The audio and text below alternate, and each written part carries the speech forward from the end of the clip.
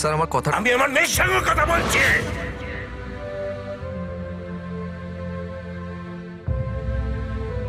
ভালোবাসা, এটাকে তুই ভালোবাসা বলিস?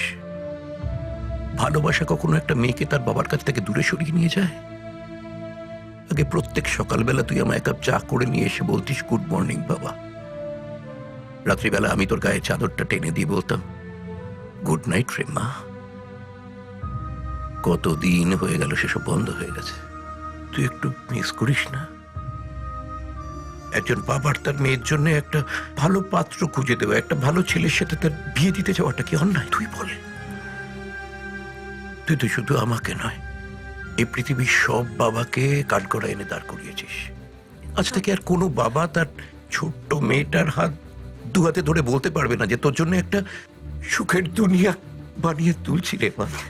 সেখানে তুই বড় হয়ে থাকবে।